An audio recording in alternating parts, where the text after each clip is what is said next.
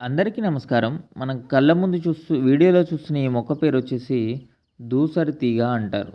దూసరి తీగ ఇవి వచ్చేసి వీటికి వీటికున్న లీవ్స్ అనమాట. ఇది పూత గూడా పూస్తుంది. ఇది పూత. తర్వాత దీని కాయలొచ్చేసి ఇదిగోండి ఇక్కడ ఈ 2 ఉన్నాయి. వీటి కాయలు ఇవి అనమాట. గర్భాశయ సమస్యల మీద చాలా బాగా పనిచేస్తది. సంతానోత్పత్తికి కూడా బాగా పనిచేస్తది. అయితే ఈ ఆకుల్ని కలెక్ట్ చేసుకొని ఏదో ఒక రకంగా ఆ రసం తీసి, ఆ రసంలో మజ్జిగ కవ్వంతో చిలికి, ఆ మజ్జిగ కవ్వంతో చిలికిన తర్వాత పెరుగుగా మారుతదనమాట.